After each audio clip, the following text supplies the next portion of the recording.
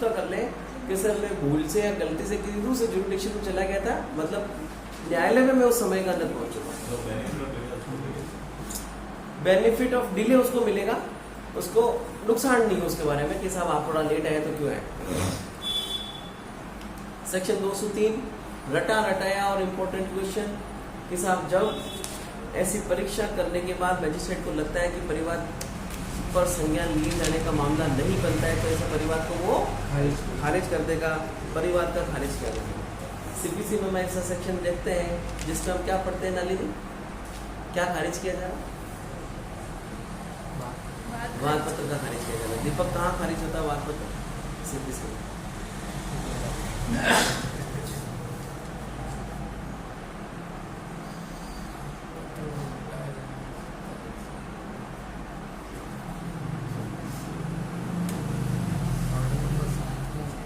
दीपक तुम्हें जीतो।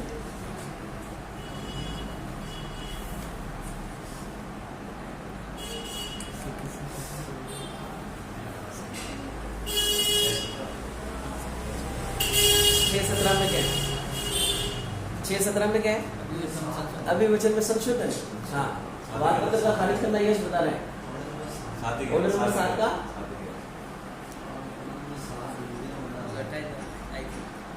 लौटाया जाना है। आई थिंक लौटाया जाना है। खारिज में लौटाया जाना है। हाँ, तो इससे पहले ही है 7-10 भाई अपन ने उसमें 6 आधार पड़े कि साहब ये 2 कॉपी में नहीं है और वाद पत्र उत्पन्न नहीं है, कॉज ऑफ एक्शन अरेस्ट नहीं हुआ है, प्रॉपर स्टाम्प फीस नहीं दी गई, पर उसको संशोधन करने की बात कह दी गई है। और क्या क्या ऐसे कुछ 6 आधार थे वो किसमें?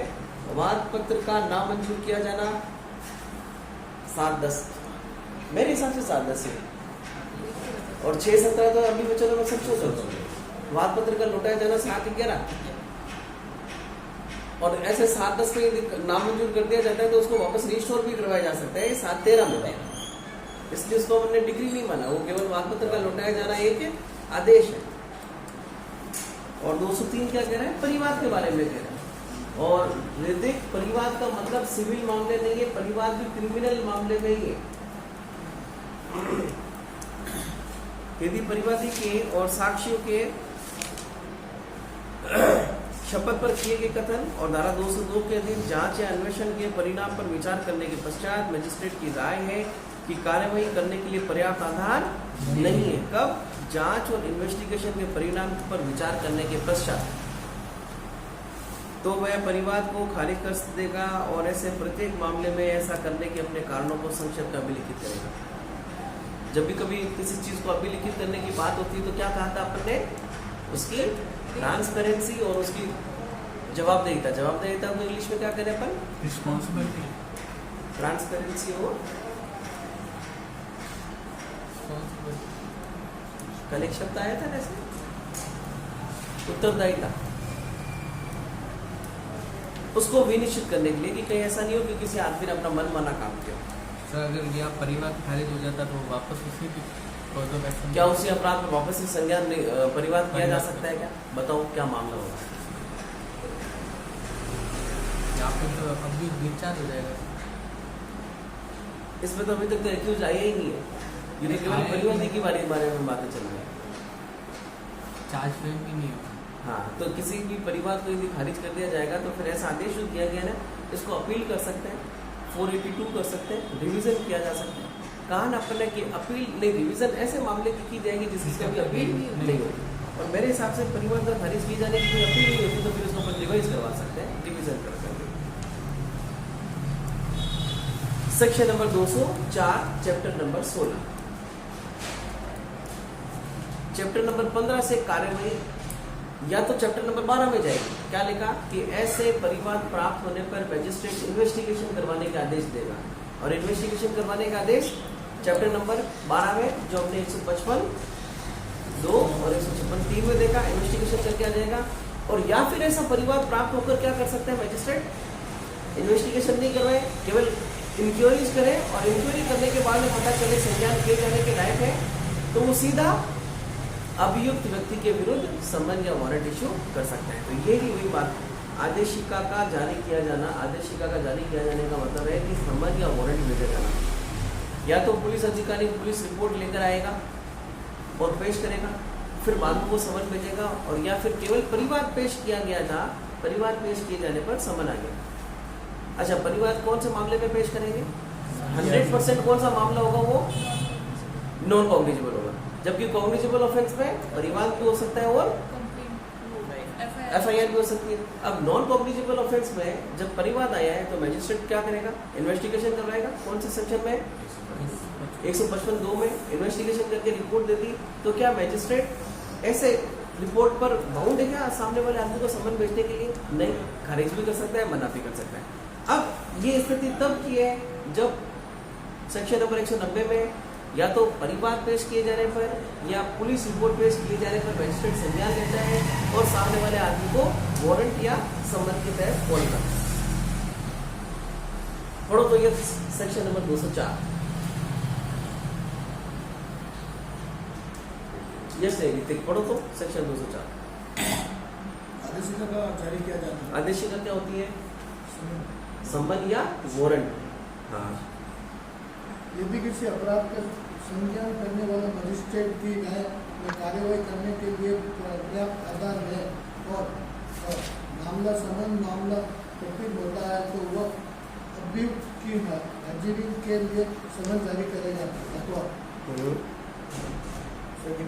मामला वारंट मामला प्रतीत होता है तो वह अपने या यदि उसकी अपनी अधिकारिता नहीं है तो अधिकारिता वाले किसी अन्य मजिस्ट्रेट के समक्ष अभियुक्त के निश्चित समय पर लाए जाने या हाजिर होने के लिए वारंट या यदि ठीक समझता है। ये जो पॉइंट नंबर 2 है वो सेक्शन नंबर 185 जो भी अपन ने पढ़ा था, जिसमें क्षेत्राधिकार के अंदर 187 इसके साथ में इंटरलिंक कर देना कि साहब जांच कर ली उसने, और अब वो क्या करेगा?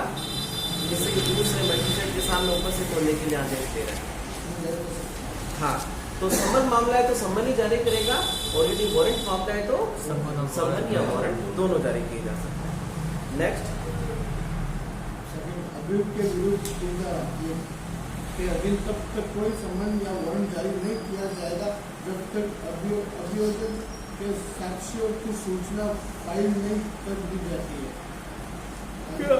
क्या मतलब है इसका? विटनेस विटनेसेस की लिस्ट दी जाएगी कि साहब ये हमारे मामले में वो है विटनेसेस, तभी वो जारी करेगा, अदरवाइज नहीं करेगा। नेक्स्ट, लिखित परिवाद पर संचित कार्यवाही में उपदार के अधीन जारी किए गए प्रत्येक समन या वारंट के साथ उस परिवाद की एक प्रतिलिपि होगी। क्या कहा है इसने? कि जब मजिस्ट्रेट के सामने कोई परिवाद आ रहा है और उस परिवाद का पूरा विश्लेषण किए जाने के बाद मजिस्ट्रेट को लग रहा है कि समन या वारंट मिलना चाहिए, तो ऐसा समन या वारंट के साथ उस परिवाद की एक कॉपी भी भेजी जाएगी, जिससे अभियुक्त व्यक्ति को लगे कि उसके विरुद्ध क्या कार्यवाही शुरू की गई है और क्यों उसको मजिस्ट्रेट साहब के सामने उपस्थित करने के लिए बुलाया जा रहा है। समझ? यस, समझे? वो कॉपी क्यों भेज रहे हैं? परिवाद की कॉपी समन या वारंट के साथ क्यों भेजते हैं किसी आदमी को? ये अपराध है। ठीक है, नेक्स्ट, और जब तत्समय पर्वत किसी विधि के अधीन कोई आदेशिका फीस या अन्य फीस संदेह है तब कोई आदेशिका तब तक जारी नहीं की जाएगी जब तक फीस नहीं दे दी जाती है, और यदि ऐसे फीस उचित समय के अंदर नहीं दी जाती है तो मजिस्ट्रेट परिवार को खारिज कर सकता है। अभी अपन एक सेक्शन पढ़ा था, सेक्शन नंबर 203, परिवाद को खारिज किया जाता है। परिवाद को खारिज करने के कितने आधार हो सकते हैं? या तो सेक्शन नंबर 203 या फिर सेक्शन नंबर 204 का सेक्शन 4। यदि 30 संदेह की 5 सेक्शन 205, सेक्शन 204 समझ में आ गया एकदम। समन या वारंट कैसे? समन या वारंट के साथ में या तो समन है या फिर वारंट है या फिर उसके सामने उपस्थित होना या किसी दूसरे मजिस्ट्रेट के सामने उपस्थित होना, और ऐसे के साथ में उसकी एक कॉपी भी भेजी जा रही है। सेक्शन 205, मजिस्ट्रेट का अभियुक्त को व्यक्तिगत हाजिरी से अभिमुक्ति दे सकना। क्या मजिस्ट्रेट किसी व्यक्ति को पर्सनल अपीयरेंस से छूट दे सकता है क्या? यही कहानी लिख रखी है कि जब कभी कोई मैजिस्ट्रेट समन जारी करता है तब यदि उसे ऐसा करने का कारण प्रतीत होता है तो वह अभियुक्त को व्यक्तिगत हाजिरी से अभियुक्त कर सकता है और अपने प्लीडर के द्वारा हाजिर होने के लिए अनुज्ञा दे सकता है। किंतु मामले की जांच या विचारण करने वाला मैजिस्ट्रेट स्व विवेकानुसार कार्यवाही के किसी भी प्रक्रम में अभियुक्त को व्यक्तिगत हाजिरी का निर्देश दे सकता है और यदि आवश्यक हो तो इस प्रकार हाजिर होने के लिए उसके पूर्व उपबंधित रीति से विवश कर सकता है। क्या कह सकता है? जैसा आप नहीं आओ, आप लीडर के माध्यम से प्रेजेंट कर लो अपने आप को, कोई बात नहीं, पर जांच और विचारण के दौरान किसी भी समय उसको वापस से कॉल कर सकता है। न केवल कॉल कर सकता है बल्कि समन या वारंट से उसे बाउंड भी कर सकता है।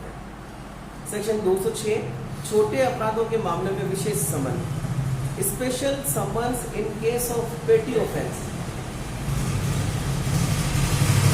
पेटी ऑफेंस शब्द याद करेगा, मैं आपको 2-4 बार ये वाला सेक्शन और पूछूंगा। पेटी ऑफेंस का मतलब होता है छोटे अपराध। छोटे अपराधों में क्या स्पेशल समन दे रहे हैं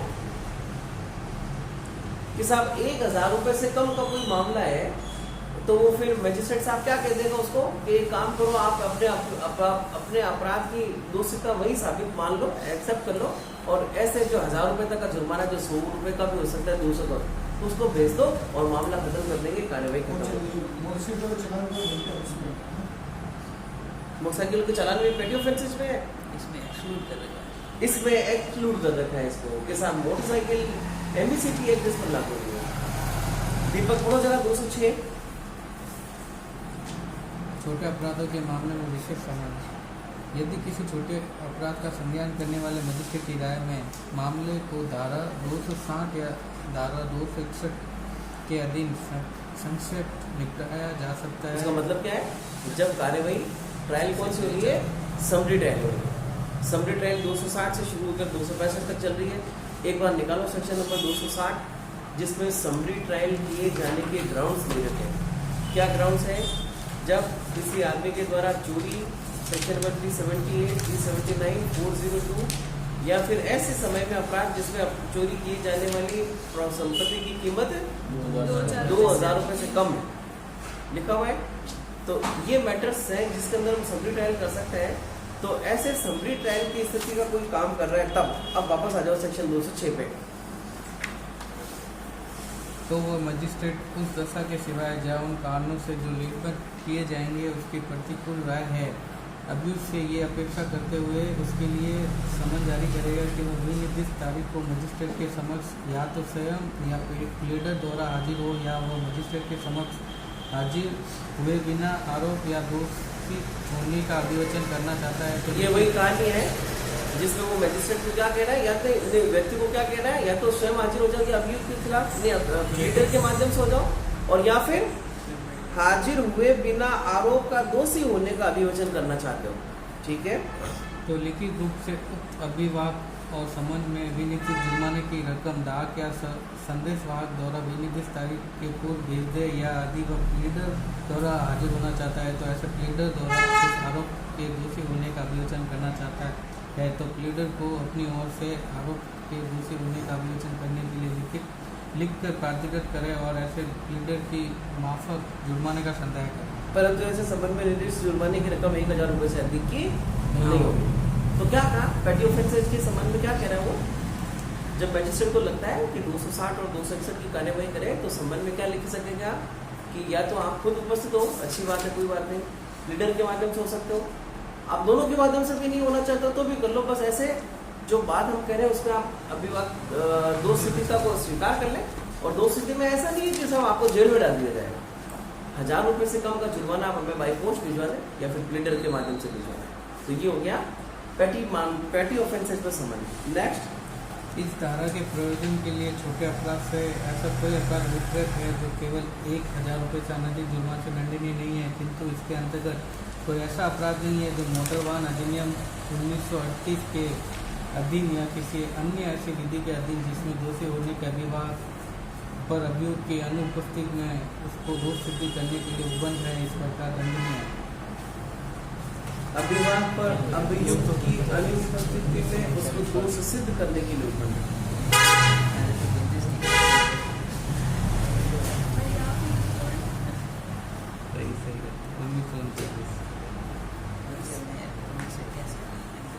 एक ऑफेंस को एक्सक्लूड किया है इसमें, जैसे आप motor vehicle and accident claim act 1939 के ऑफेंसेज में भले ही 1000 रुपए से कम का जुर्माना हो, मगर उसके लिए पेटी ऑफेंसेज का संबंध नहीं भेजा जाएगा।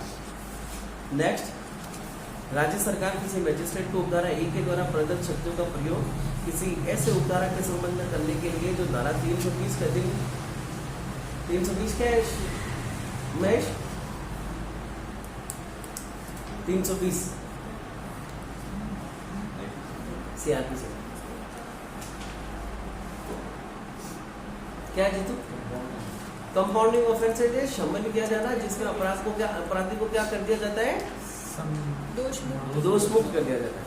320 का दिन शमली है या जो कारावास है जिसकी अवधि 3 माह से अधिक की नहीं है, या जुर्माने से या दोनों से दंडनीय है, अधिसूचना के द्वारा विशेष रूप से वहां शासन कर सकता है जहां मामले के तथ्य परिस्थितियों को ध्यान में रखते हुए मजिस्ट्रेट की राय है कि केवल जुर्माना अधिरोपित करने से न्याय का उद्देश्य पूरा हो जाएगा। तो और इसमें और क्या इंक्लूड कर दिया कि यदि स्टेट गवर्नमेंट चाहती है तो ऐसे मामले जिसमें जो भी ऑफेंसेज कौन से कंपाउंडिंग ऑफेंसेज है या फिर 3 महीने से ज्यादा की सजा नहीं दी जा सकती है, ऐसे मैटर्स में केवल जुर्माना इम्पोज किए जाना न्याय के उद्देश्य को प्राप्त करने के लिए पर्याप्त है। तो ऐसी बातों को करने के लिए भी पेटी ऑफेंसेज भेजे जाने का प्रावधान कर सकते हैं।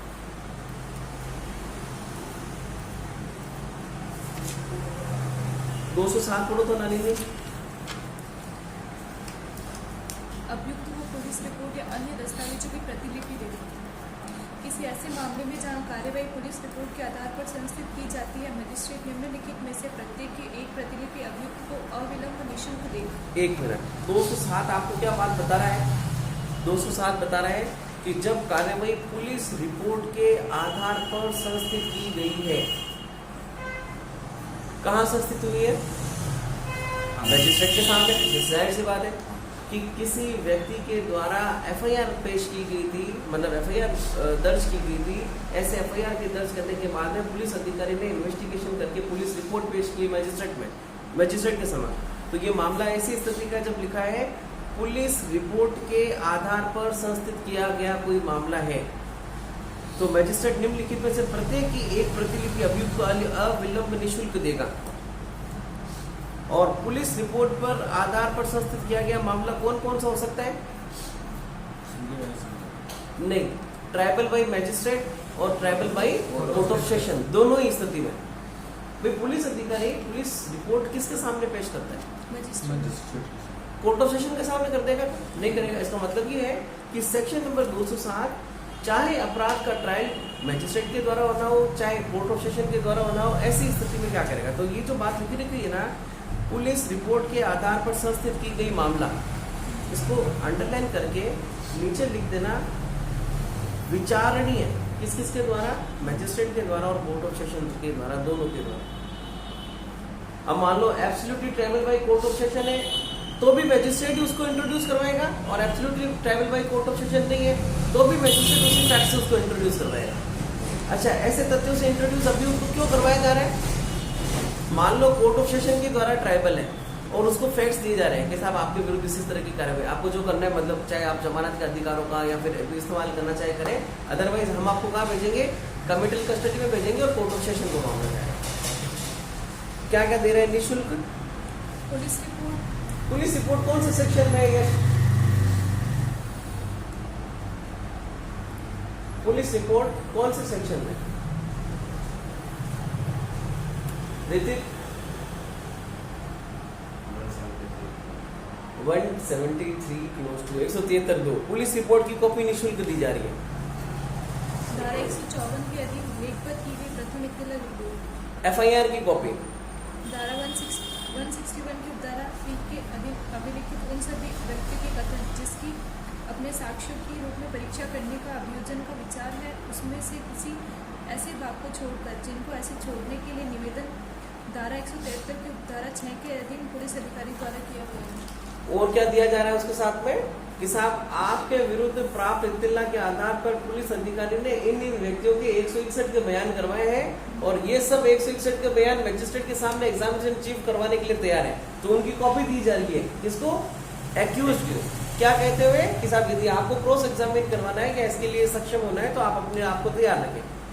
पर एक खास बात लिखी इसमें कि इसमें ऐसा भी हो सकता है कि 173 के क्लोज 6 में क्या बात लिखी हुई थी कि अगर सर, कि जरूरी यदि पुलिस अधिकारी मजिस्ट्रेट को ऐसा कहे कि साहब ये वाली सूचना ऐसी है जो कि लोक विदित कर दी गई, तो हो सकता है अशांति फैल जाए, या फिर ये सूचना ऐसी है जो कि एक्यूज को बताई जानी जरूरी नहीं है, तो ऐसी बातें उसको नहीं बताई जाएगी। नेक्स्ट, धारा 164 के अधीन लिखित की गई संस्वीकृत कथन यदि कोई हो। क्या कहता है 164? दीपक, क्या है 164? कन्फेशन और स्टेटमेंट जो मजिस्ट्रेट द्वारा स्टेटमेंट और कन्फेशन जो मजिस्ट्रेट के द्वारा रिपोर्ट किया गया, ठीक है। कोई अन्य दस्तावेज या उसका सुसंगत उद्धरण जो धारा 173 की धारा 5 के अधीन पुलिस रिपोर्ट के साथ मजिस्ट्रेट को भेजी गई है। हो गया ये सब बातें। अब देखो जो प्रोविजो लिखा हुआ है ये इसी सेक्शन के क्लोज में सबसेक्शन नंबर 3 के बारे में लिखा हुआ है, पढ़ो। परंतु मजिस्ट्रेट खंड 3 में निर्दिष्ट कथन के किसी ऐसे भाग का परिशीलन करने और ऐसे निवेदन के लिए पुलिस अधिकारी द्वारा दिए गए कारणों पर विचार करने के पश्चात यह निर्देश दे सकता है कि कथन के उस भाग की या उसके ऐसे प्रमाण की जैसा मजिस्ट्रेट ठीक समझे एक प्रतिलिपि अभियुक्त को दी जाए। मतलब 207 में फ्री कर दिया मजिस्ट्रेट को, वो चाहे तो 173 के 6 में लिखी बात को माने, और हो सकता है ऐसा विनिश्चय करने के बाद में लगे कि साहब नहीं है तो नहीं माने। नेक्स्ट, परंतु यह और यदि मजिस्ट्रेट का समाधान हो जाता है कि खंड 5 में निर्दिष्ट कोई दस्तावेज विशालकाय है तो वह अभियुक्त को उसकी प्रतिलिपि देने के बजाय निर्देश देगा कि वह स्वयं या प्लीडर द्वारा न्यायालय में उसका निरीक्षण ही करने दिया जाए। इस बात को याद रखना कि जब पुलिस रिपोर्ट में व्यक्त की गई बातें या फिर ये जो सूचना दी गई बातें एक बहुत बड़े दस्तावेज के रूप में है, तो पूरी कॉपी नहीं देगा तो मजिस्ट्रेट साहब के पास में उसको सूचित किए जाने के लिए क्या विकल्प है, वो उसको एक बार निरीक्षण किए जाने के लिए बात कर सकता है कि आप इसको यहाँ पर देख सकते हो। तो सेक्शन नंबर 207 हो गई है अभियुक्त को पुलिस रिपोर्ट या अन्य दस्तावेजों की प्रतिलिपि देना। कौन दे रहा है? मजिस्ट्रेट बाउंड है, बिल्कुल मजिस्ट्रेट इस तरह की बातों को करने के लिए, इस सूचना को दिए जाने के लिए बाउंड है। सेक्शन 208, दीपक पढ़ो। सेशन न्यायालय द्वारा विचार में अन्य मामलों में अभियुक्त को कथनों और दस्तावेजों की प्रतिलिपि देना। अब ये अन्य मामले कौन से थे? परिवार। Police report. सेक्शन नंबर 207 में तो लिखा था पुलिस रिपोर्ट पर, सेक्शन नंबर 208 में लिखा है पुलिस रिपोर्ट पर नहीं है, ये पुलिस रिपोर्ट से अन्यथा संस्थित मामले है। तो पुलिस रिपोर्ट से अन्यथा संस्थित मामला किसके सामने आया? मजिस्ट्रेट के सामने आया परिवार के रूप में। परिवादी नहीं, मजिस्ट्रेट सबसे पहले क्या करेगा? उसकी सेक्शन नंबर 200 की परीक्षा करेगा। यदि जांच और इन्वेस्टिगेशन करानी है तो, और मामला absolutely tribal by court of session है, तो फिर वहां पर वो इन्वेस्टिगेशन नहीं करवाएगा, 200 की परीक्षा तो करवा ही रहा है। आगे जहां पुलिस रिपोर्ट से भिन्न आधार पर संस्थित किसी मामले में धारा 204 के अधीन आदेशिका जारी करने वाले मजिस्ट्रेट को यह प्रतीत होता है कि अपराध absolutely tribal by court of session है द्वारा विचारणीय है, वहां मजिस्ट्रेट निम्नलिखित में से प्रत्येक की प्रतिलिपि अभियुक्त को अविलंब देगा। क्या क्या कॉपी है? 720 का नाम क्या मुझे याद है यार? ये क्या है सर? रेनेसा फंडामेंटल राइट पढ़ते हैं तो भी रेनेसा भाई रेनेसा का हिंदी मतलब है पुनर्जागरण, और यूं अपन देखें तो विश्व के स्तर पर पुनर्जागरण काल का मतलब ये है कि इस समय के पहले तक हम लोग जानते थे कि साहब क्या है कि आदमी पैदा हुआ है, मर जाएगा और इतनी सी जिंदगी दी। इसके बाद से लोगों ने जानने लगा कि हम कम से कम दुनिया में आए हैं, क्यों आए हैं, कैसे बने हैं, दुनिया में हमारे अलावा और क्या क्या है, क्या क्या नहीं है। तो यहाँ से उत्पत्ति होना शुरू की आदमियों का मस्तिष्क और मानव का विकास की जो असल पूंजी, असल जो समय सीमा है वो यहीं की थी। कहा जा रहा है कि ये जो लंदन, अमेरिका, अफ्रीका का ये जो बीच का वो है जहाँ पर अलग अलग धर्मों के लोगों के निवास का मिश्रण था, जैसे कि ईसाई, मुस्लिम आगे सऊदी अरब, अफ्रीका वगैरह, क्रिश्चियन इधर हो गए और यहूदी इधर हो गए। ये 3 अलग अलग तरह के धर्म जो कि दुनिया भर में सबसे बड़े लेवल पर फैले हुए हैं। इन 3 अलग अलग तरह के धर्म के मानसिकता वाले लोगों के मानने वाले लोगों ने क्या किया, एक जगह पर शामिल होकर बातें करना शुरू किया, विचारों का आदान करना शुरू किया, और इस बात की अंदर से क्यूरियोसिटी आने लगी कि हम लोग जाने कि दुनिया में हमारे अलावा और कौन कौन है। फिर वहाँ से जहाज लेकर निकलना शुरू हुए, जो हमने एक बार कहानी पढ़ी थी आपको बताया, वो निकला तो इंडिया के लिए था पर अमेरिका जाकर पहुँच गया। क्या नाम था उसका? कोलंबस। उसका लिखा हुआ ये अमेरिका वाला। तो इसी को अपन कहते हैं रेनेसा का टाइम। लियोनार्डो दा विंची ने भी वो आविष्कार वगैरह बनाना, छोटे छोटे हेलीकॉप्टर बना के तोड़ना, पेंटिंग वगैरह करना, तो इसको रेनेसा का टाइम कहते हैं। रेनेसा का मतलब पुनर्जागरण का समय। इससे पहले तक दुनिया सो रही थी और कोई ऐसा कोई फिक्स समय नहीं है, बस एक काल को कह दिया हमने, ये काल रेनेसा का काल। चलो मैजिस्ट्रेट से परिवार, मैजिस्ट्रेट से परिवार कब होता है? यश। और परिवार का मतलब क्या होता है?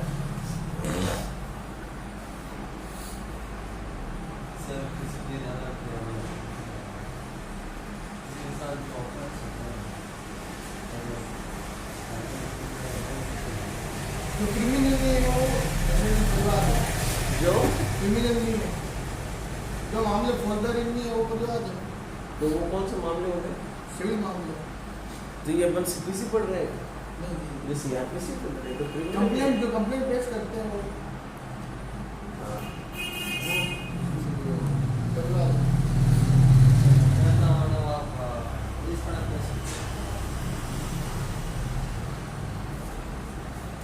कोर्ट तो जाते हैं, आंखें बंद करके फिरे थे मैजिस्ट्रेट, जैसा जज तो है जगह ऊपर लाया है, मैजिस्ट्रेट एक जगह नीचे लाया, पढ़िया तो कर कोई कोर्ट में तो कई नाम लिख रहा है, कोई आम बैठे तो कई काम कर रहे हैं, बैठे बैठे वो कई जो है कि जरूरत है कि खाली मेरा सा काम कर देखिए क्या बेटा आगे ही बताओगी। हाँ, कंप्लेंट क्या होती है? पर मैजिस्ट्रेट से परिवार कौन से सेक्शन में किया जा रहा है? 200 में तो किया जा रहा है, पर सेक्शन कहाँ है? सेक्शन नंबर 190 के। साहब कोई भी मैजिस्ट्रेट संज्ञान लिए जाने के लिए सक्षम है कब कब? जबकि उसको परिवार पेश करे। और परिवार का मतलब है महेश,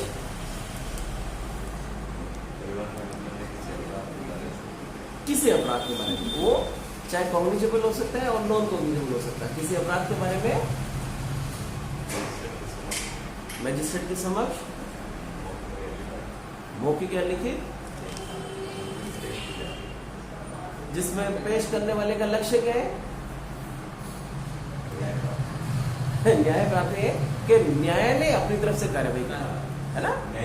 न्याय की कार्यवाही किए जाने के लक्ष्य से मैजिस्ट्रेट के समक्ष लिखित या मौखिक रूप से किसी अपराध के बारे में सूचित करना, चाहे अपराध किए जाने वाले व्यक्ति की नामजद सूचना हो या नहीं हो, डजंट मैटर। परिवादी की परीक्षा, भाई सबसे पहले जब परिवाद लेकर आएगा तो हम सेक्शन नंबर 200 में उसको एग्जामिन करवाते हैं। तो जब एग्जामिनेशन चल रहा होता है तो इसको हम कहते हैं सेक्शन नंबर 200 की एग्जामिनेशन चल रहा है ना। परिवार पर किसी अपराध का संज्ञान करने वाले मैजिस्ट्रेट परिवाद की और यदि कोई साक्षी उपस्थित है तो उनकी शपथ पर परीक्षा करेगा। ऑन ओथ एग्जामिनेशन की जा रही है और जिस किसी भी व्यक्ति की ऑन ओथ एग्जामिनेशन होगा तो याद रखें उसका क्रॉस एग्जामिन किया जा सकता है और ऐसी परीक्षा का सारांश लेखबद्ध किया जाएगा और परिवादी और साक्षियों के द्वारा तथा मैजिस्ट्रेट के द्वारा भी हस्ताक्षरित होगा। तो जब मैजिस्ट्रेट साहब के सामने पेश आया है, परिवादी एक अपनी फरियाद लेकर आया है, अमूमन हम परिवाद पेश करते हैं सेक्शन 498A में, जिसमें कोई भी पिता या कोई माता या कोई भाई अपनी बहन बेटी या अपने बच्ची के संबंध में परिवाद पेश करते हैं मैजिस्ट्रेट साहब के सामने के साथ पति ने इस तरह की बातें की है। उस कंप्लेंट के साथ में एविडेंस भी पेश किया जाता है, साक्षी भी पेश किया जाता है कि सर ये 4 आदमी ये भी है आगे। तो परिवादी और जो भी साक्षी थे उन साक्षियों की मैजिस्ट्रेट के द्वारा एग्जामिनेशन करवा लिया गया है और हस्ताक्षर भी करवा लिया गया है। परंतु जब कि परिवाद लिख कर दिया जाता है, जब मैजिस्ट्रेट के लिए परिवादी या साक्षियों की परीक्षा करना आवश्यक नहीं होगा, रिटर्न में है एग्जामिनेशन करवाना आवश्यक नहीं होगा। कब यदि परिवाद अपने पद करते हैं उनके निर्वहन में कार्य करने वाले या कार्य करने का तात्पर्य रखने वाले लोक सेवक के द्वारा या न्यायालय के द्वारा किया गया है। मतलब ये कौन कौन सा सेक्शन की बात कर रहा है? या तो सेक्शन नंबर 195 की बात कर रहा है या सेक्शन 190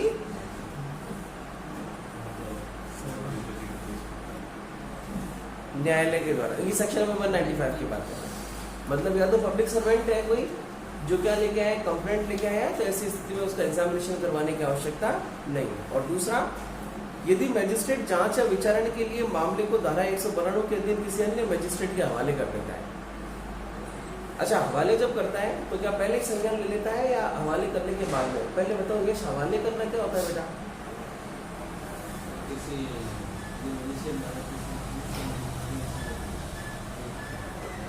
थोड़ा जोर से बोला, आवाज में बुलंदी लो। किसी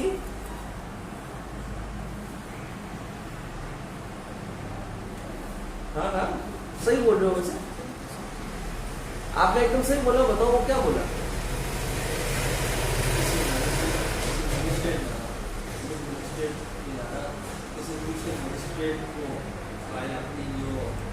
ठीक है, उसी को हम हवाले करने कहते हैं। सवाल ये है कि हवाला जब संज्ञान लिया जाता है उससे पहले करते हैं या संज्ञान लिए जाने के बाद में करते हैं?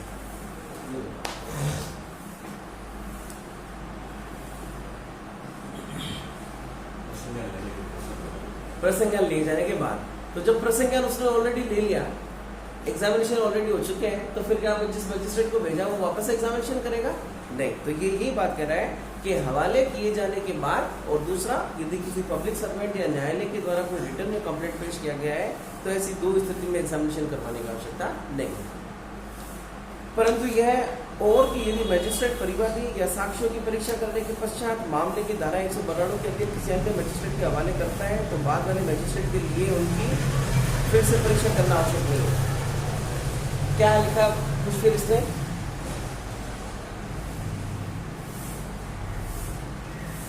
कोई कंप्लेन और किसी के पास पेश कर दी और कंप्लेन और विटनेस के एग्जामिनेशन करने के बाद उसने 192 में कॉल किया तो उसके बाद में वो वापस री एग्जामिनेशन करवाने की जरूरत नहीं है, चाहे साक्ष्यों की परीक्षा हो चाहे परिवादी की परीक्षा हो। सेक्शन नंबर दोनों में डिफरेंस क्या हुआ? वही इसको एक्सप्लेन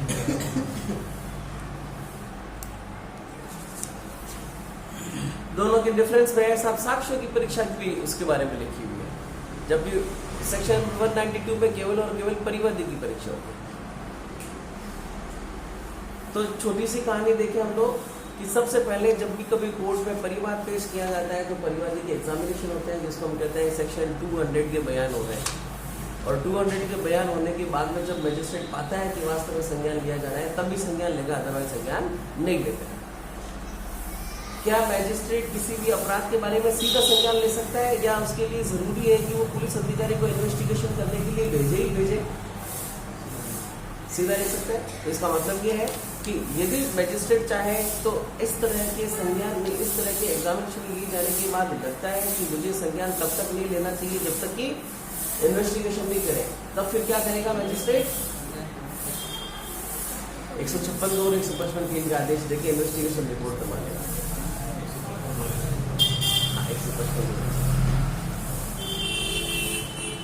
नेक्स्ट सेक्शन नंबर 201, ऐसे मजिस्ट्रेट के द्वारा प्रक्रिया जो मामले का संज्ञान करने के लिए सक्षम नहीं है। तो कॉम्पिटेंसी का मतलब क्या बताना चाह रहा है ये?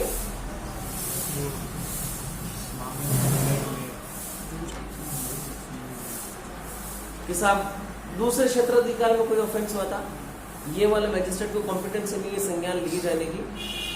और या फिर अपने उस क्षेत्र अधिकार वाले मामले में क्या पड़ा था सेक्शन नंबर 186 में, नहीं 185 या 182 में, कि साहब मैजिस्ट्रेट ऐसे किसी व्यक्ति के विरुद्ध संज्ञान ले सकता है जो क्षेत्र अधिकार के बाहर अपराध करता है मगर उसी में रहता है, मगर ऐसा संज्ञान लिए जाने के बाद में ट्रांसफर करता है या पहले ट्रांसफर करता है फिर वो ट्रांसफर संज्ञान लेता है?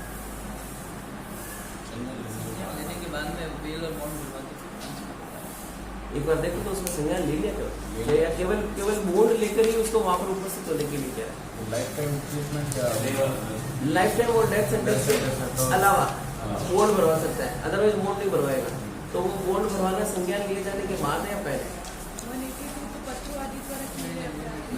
187 जितने नहीं तो पढ़ा था कल सेक्शन 187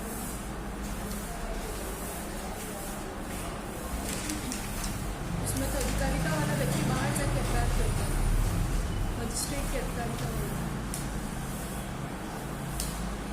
कॉग्निजेंस लिए जाने के बारे में बता दो मुझे।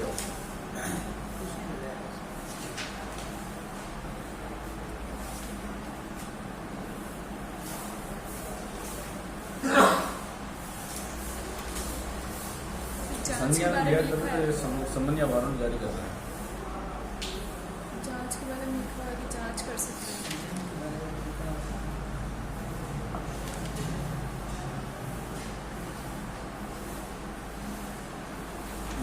मतलब वो जो चैप्टर है वो जांच और विचारण के स्थान के बारे में बता रहा है। संज्ञान लिए जाने के बारे में नहीं बता रहा। ठीक है, सेक्शन नंबर 201 कह रहे हैं कि साहब जहां पर मजिस्ट्रेट सक्षम नहीं है तो फिर क्या करेगा ऐसे कंप्लेंट पर? समुचित न्यायालय को पेश कंप्लेंट लिखित में आ गया और उसका उस कंप्लेंट पर एंडोर्समेंट कर देगा कि साहब ये क्षेत्राधिकार हमारा नहीं है और आप सक्षम मजिस्ट्रेट को ऐसे परिवार को पेश करें जो कि इसको कोग्निजेंस ले सकता है। यदि परिवार ऐसे मजिस्ट्रेट को किया जाता है जो उस अपराध का संज्ञान करने में सक्षम नहीं है, यदि परिवार लिखित में है तो उसको समुचित न्यायालय में पेश करने के लिए भाव को प्रश्नांकन कर देगा और यदि परिवार लिखित में नहीं है तो वह परिवादी को उचित न्यायालय में जाने का निर्देश देगा। क्या मतलब हुआ? आदमी भागा गया, मैजिस्ट्रेट आपके पास कहा कि सर इस तरह का अपराध घटित हुआ है, कि कहा कि सर जोधपुर, फिर भाई पाली में आए और आप कहाँ जाओ? जोधपुर के कोर्ट में जाओ, क्योंकि आप ये तो गया ओरल स्थिति और यदि उसने रिटर्न में दिया है तो एंडोर्समेंट करेगा। फर्स्ट पेज के यहाँ पर इसको ऐसे मोड़ के यहाँ पर कुछ लिखता है ना, सेक्शन नंबर 201 प्रक्रिया जबकि मजिस्ट्रेट संज्ञान लेने में सक्षम नहीं है। सेक्शन नंबर 202 आदेशिका जारी किए जाने को मुलतवी करना। आदेशिका का मतलब क्या होता है? समन्वय वारंट। सेक्शन नंबर 200 के अंदर आ गया तो परिवादी की परीक्षा ले ली। क्या परिवादी की परीक्षा लेते ही हाथों हाथ से क्या सामने वाले आदमी को भेज दिया जाएगा समन्वय वारंट? नहीं, थोड़ी देर के लिए इंतजार किया जाएगा। कल अपन ने सवाल पढ़ा था कि संज्ञान किसका लेते हैं? परिवादी का? नहीं, संज्ञान अपराध का लेते हैं या अपराधी का? इसका मतलब है कि अपराधी को उपस्थित होना जरूरी है या नहीं है? मतलब अपराधी को उपस्थित होना जरूरी नहीं है क्योंकि संज्ञान अपराध का लिया जा रहा है, अपराधी का नहीं। मैजिस्ट्रेट साहब के सामने आगे बात, इससे पहले कि इमीडिएट एंड आफ्टर वो वारंट और समन इश्यू करें उसके पहले ये कार्यवाही मैजिस्ट्रेट साहब कर सकते हैं। सेक्शन नंबर 202 आदेशिका के जारी किए जाने को मुलतवी करना, मतलब कि कंप्लेंट आने के बाद इमीडिएट एंड आफ्टर वारंट और समन जारी नहीं करके थोड़ा सा काम कर सकता है रोकने के लिए। क्या काम कर रहा है? यदि कोई मजिस्ट्रेट ऐसे अपराध का परिवार प्राप्त होने पर जिसका संज्ञान करने के लिए प्राधिकृत है या जो धारा 192 के दिन उसके हवाले किया गया है ठीक समझता है, दोनों बातें हो गई, क्या समझता है, और ऐसे मामले में जहां अभियुक्त ऐसे किसी स्थान में निवास कर रहा है जो उस क्षेत्र से परे है जिसमें वह अपनी अधिकारिता का प्रयोग करता है। परिवार ऐसे आदमी के बारे में आया है जो व्यक्ति उस मजिस्ट्रेट के क्षेत्राधिकारिता के बाहर निवास कर रहे हैं, ऑफेंस उसी के क्षेत्राधिकारी में हुआ है। अभियुक्त के विरुद्ध आदेशिका का जारी किया जाना मुलतवी कर सकता है। मुलतवी करने का क्या मतलब है? मुलतवी करने का मतलब पोस्टपोन करना, हाथों हाथ से काम नहीं करके थोड़ी देर बाद काम करने की बात है। 202 में अभी भी जो अपन ने बात पढ़ी है उसमें दो बातें हैं। परिवार किसी ऐसे व्यक्ति के विरुद्ध पेश किया गया है जो उसी की क्षेत्राधिकार में रह रहे हैं, और परिवार किसी ऐसे व्यक्ति के विरुद्ध जो उसके क्षेत्राधिकार के बाहर रह रहा है। शब्द लिख रखा है कि जब उसके ही क्षेत्राधिकार में रह रहे हैं तो हो सकता है मैजिस्ट्रेट मुलतवी कर सकता है। मतलब इंग्लिश में लिख रखा है if he thinks fit and shall in the case where the accused is residing at a place beyond the area in which the exercise is jurisdiction। और जहां पर एक ऐसा व्यक्ति के विरुद्ध परिवार पेश किया गया है जो उसके क्षेत्राधिकार के बाहर रह रहा है, तो ऐसी स्थिति में 100% है कि ही शेल वो पोस्टपोन करेगा ही करेगा, जबकि उसी के क्षेत्राधिकार में रह रहा है। लिख रखा है शब्द ही में, हो सकता है वो करे भी और हो सकता है वो नहीं भी करे, मुलतवी कर सकता है। और यह विनिश्चित करने के प्रयोजन से किसी कार्यवाही करने के लिए पर्याप्त आधार है अथवा नहीं, या तो स्वयं ही मामले की जांच कर सकता है या किसी पुलिस अधिकारी के द्वारा या अन्य ऐसे व्यक्ति के द्वारा जिसको वह ठीक समझे अन्वेषण किए जाने के निर्देश दे सकता है। जांच की डेफिनेशन कहाँ दे रखी है? ऋतिक को तो छोड़ दो आप। जांच की डेफिनेशन 2G में इंक्वायरी किसके द्वारा की जाती है? मैजिस्ट्रेट या मैजिस्ट्रेट के द्वारा नियुक्त व्यक्ति के द्वारा। ठीक है, तो या तो ऐसे परिवार प्राप्त होने पर मैजिस्ट्रेट इंक्वायरी करेगा और या फिर पुलिस अधिकारी को इन्वेस्टिगेशन के आदेश देगा। नेक्स्ट, परंतु इन्वेस्टिगेशन के लिए ऐसा कोई निर्देश वहां नहीं दिया जाएगा जहां जहां मैजिस्ट्रेट को ये प्रतीत होता है कि वह अपराध जिसका परिवाद किया गया है अनन्यतः सेशन न्यायालय के द्वारा विचारणीय है। आ गया मामला, परिवाद आ गया। और परिवाद किसके बारे में था? मर्डर के मैटर में, किडनैपिंग के मैटर में, जिसमें वो ट्रायल करने में सक्षम भी नहीं है, absolutely triable by court of session है। तो मामला किसको भेज देगा फिर? कोर्ट ऑफ सेशन को। तो जब वो कोर्ट ऑफ सेशन को भेज रहा है तो फिर उसमें इन्वेस्टिगेशन कौन कराएगा? कोर्ट ऑफ सेशन स्वयं ही कराएगा, फिर ये नहीं करेगा। दूसरा, जहां परिवाद किसी न्यायालय के द्वारा नहीं किया गया तब जब तक कि परिवादी की या उपस्थित साक्ष्यों की धारा 200 के अधीन शपथ पर परीक्षा नहीं कर ली गई है, इन्वेस्टिगेशन के आदेश तभी देगा जबकि सेक्शन नंबर 200 के एग्जामिनेशन करवा लिया गया। हाँ, वो बात अलग है कि यदि न्यायालय के द्वारा पेश किया गया है तो उसमें परीक्षा करवाए जाने की आवश्यकता नहीं। सेक्शन नंबर 202 की दो बातें हैं कि साहब पोस्टपोन कर सकता है क्या? कर सकता है। तो ऐसे पोस्टपोन करने के दौरान क्या करेगा? ऐसे पोस्टपोन करने के दौरान वो या तो जांच करवाएगा या इन्वेस्टिगेशन करवाएगा। इन्वेस्टिगेशन किन किन मामलों में नहीं करेगा? यदि matter absolutely triable by court of session है, और दूसरा 200 के एग्जाम जब तक 200 के एग्जाम नहीं। ठीक है। उपधारा 1 के अधीन किसी जांच में यदि मजिस्ट्रेट ठीक समझता है तो साक्ष्यों का शपथ पर साक्ष्य ले सकता है। सबसेक्शन नंबर 1 और सबसेक्शन नंबर 2 में क्या अंतर है ये बता रहा हूं मैं आपको। सबसेक्शन नंबर 1 में पूरी कहानी जो लिखी है वो जांच और इन्वेस्टिगेशन दोनों के बारे में लिख रखी है। सबसेक्शन नंबर 1 का जो प्रोवाइजो है वो इन्वेस्टिगेशन की बात कर रहा है, उसको गोला कर लो, इन्वेस्टिगेशन के लिए निर्देश नहीं देगा। और सबसेक्शन नंबर 2 में जो बात है वो उपधारा 1 के अधीन किसी जांच में की बात के बारे में बता रहा है। तो यहाँ पर आप जांच को गोला कर लो।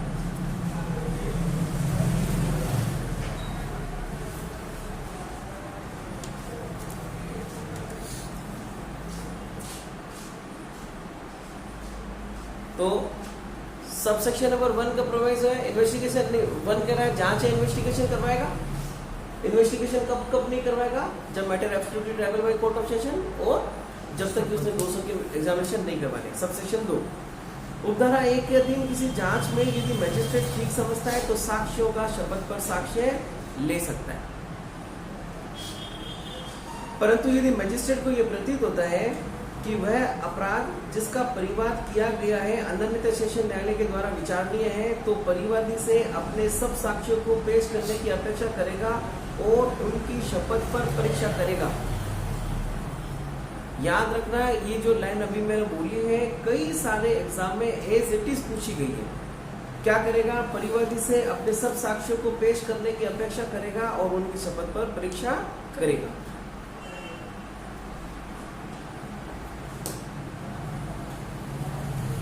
ये कैसी स्थिति में है? जांच की स्थिति में, इन्वेस्टिगेशन की स्थिति में नहीं। इन्वेस्टिगेशन में तो मना कर दिया। इन्वेस्टिगेशन में मना कर दिया।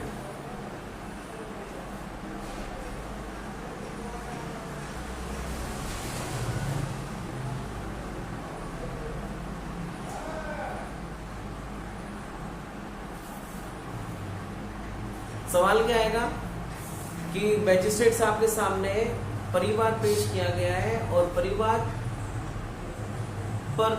जिस अपराध पर पेश किया गया है वो अनन्यतः triable by court of session है, absolutely triable by court of session है। तो ऐसी स्थिति में मैजिस्ट्रेट जांच की में क्या करेगा?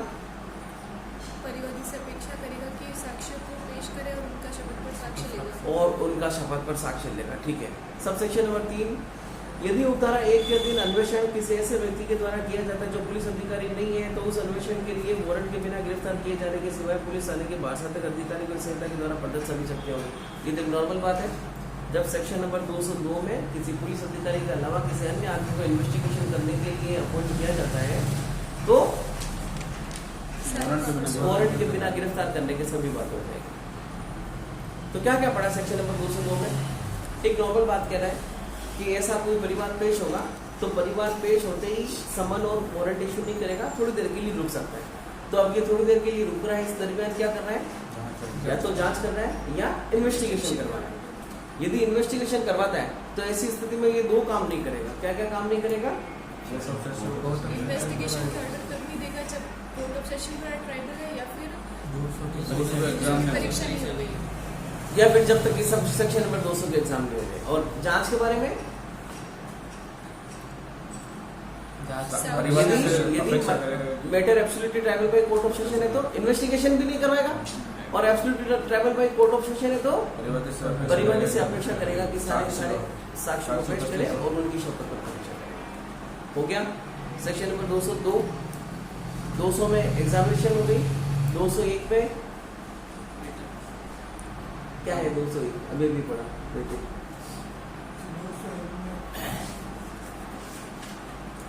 परीक्षा के बारे में परीक्षा एग्जामिनेशन ऑफ अकाउंट्स कंप्लीट है। परीक्षा तो 200 है, 201 है। क्या है जीतू? मजिस्ट्रेट संज्ञा लेना सक्षम नहीं है, तब फिर वो क्या करेगा? तो या तो वापस परिवार या तो ऑर्डर ले तो लिखित में तो एंडोर्स करके दे देगा सक्षम न्यायालय में जाने में, और ऑर्डर ले तो बोल देगा आप सक्षम न्यायालय में दे देगा। अच्छा लिखित में है तो फिर ना उसको अपन क्यों एंडोर्स करके क्यों दे रहे हैं? मैंने कभी कहा भाई देखो ऐसा हो सकता है कि टाइम पीरियड लेखबद्ध किए गए कथन, भाई मजिस्ट्रेट परिवार प्राप्त होने पर कुछ तो करेगा, वो सारे की सारी कॉपियां दे दी उसको। धारा 161 या 164 के अधीन लेखबद्ध किए गए कथन और संस्वीकृतियां इन्वेस्टिगेशन के दौरान जो भी कहानी आई थी उसके सामने, चाहे वो 164 की हो चाहे 161 की हो, उनकी कॉपियां। अच्छा ये 161 और 164 के बयान इसके पास में कहां से आए? धारा 161 या 164 के अधीन लेखबद्ध किए गए कथन और संस्वीकृतियां police report suo motu cognizance दिए जाने की स्थिति में। नेक्स्ट मैजिस्ट्रेट के समक्ष पेश की गई कोई दस्तावेज है जिन पर निर्भर रहने के लिए अभियोजन का विचार है, तो ये सारे के सारे डॉक्यूमेंट्स कौन दे रहे हैं? और परंतु यदि मैजिस्ट्रेट का समाधान हो जाता है कि कोई दस्तावेज विशाल का है तो उसको निरीक्षण करने के लिए दे सकते हैं। सेक्शन 207 और 208 कुल मिलाकर एक बात कर रहा है कि अभियुक्त व्यक्ति को जब मैजिस्ट्रेट के सामने लाया जाएगा तो दोनों स्थितियों में उसके संबंधित दस्तावेजों को और उसके संबंधित की गई कार्यवाही से उसको इंट्रोड्यूस करवाया जा रहा है। मामला चाहे पुलिस रिपोर्ट पर संस्थित मामला हो चाहे पुलिस रिपोर्ट से अन्यथा संस्थित मामला।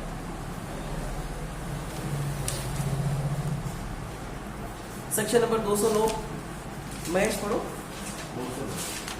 जब अपराध अदालत का सेशन न्यायालय द्वारा रचाने का मामला 209 की कार्यवाही सेक्शन नंबर 207 और 208 की कार्यवाही होने के बाद की कार्यवाही है ना। जब पुलिस रिपोर्ट पर या अन्यथा प्रस्तुत किसी मामले का आगे कहानी या तो 207 की बात हो गई है या 208 की बात हो गई है, दोनों में से कोई भी बात होगी, मतलब या तो पुलिस रिपोर्ट पर संस्थित मामला था या पुलिस रिपोर्ट से अन्यथा संस्थित मामला।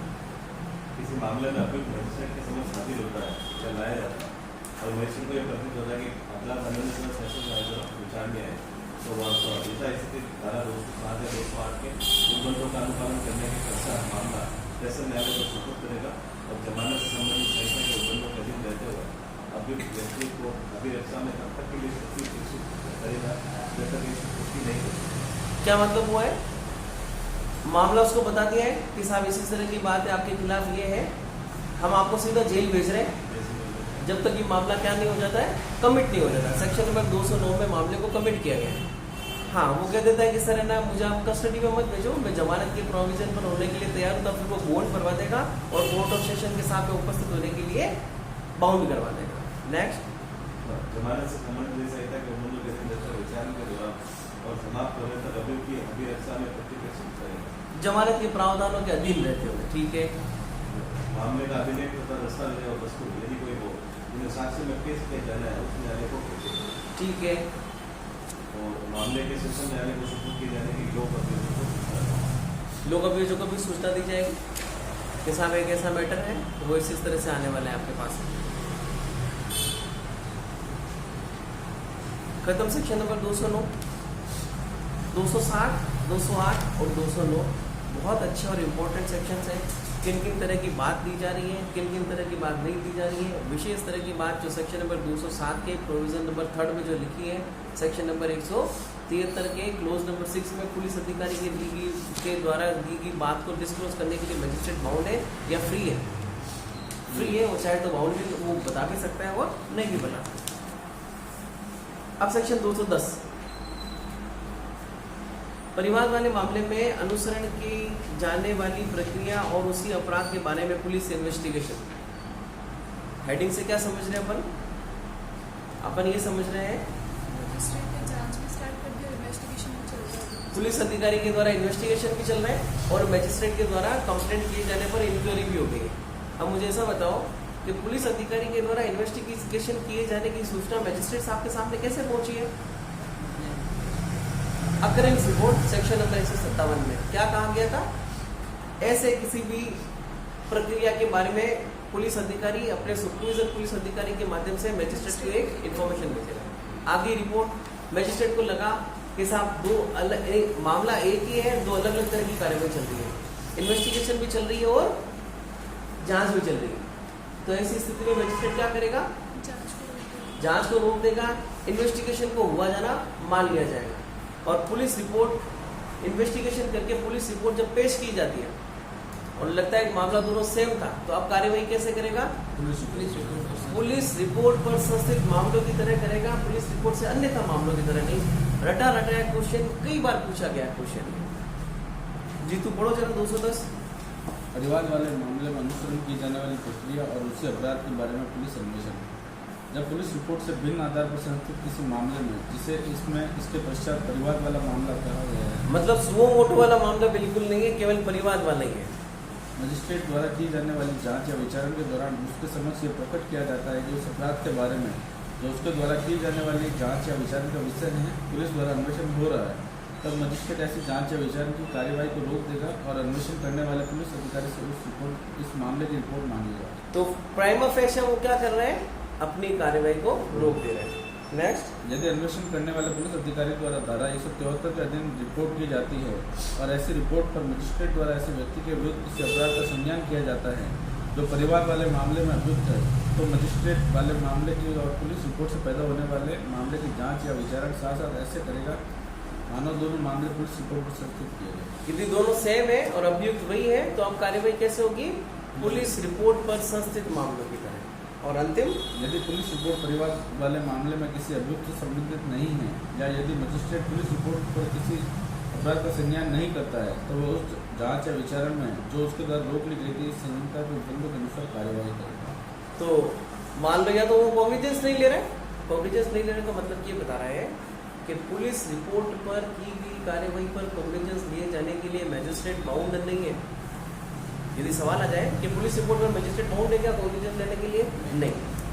पर अब ये कह रहा है कि या तो वो कॉग्निजेंस नहीं लेता या फिर कॉग्निजेंस ले तो लेता है मगर मामला अलग है, तब फिर वो रोकी हुई कार्रवाई वापस से स्टार्ट कर दी जाएगी। वो पुलिस रिपोर्ट से अन्य संस्थित मामलों की तरह की कार्रवाई चलेगी।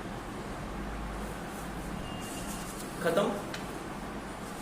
छोटा सा समूह क्यों करते हैं बात। सेक्शन नंबर 202 ने क्या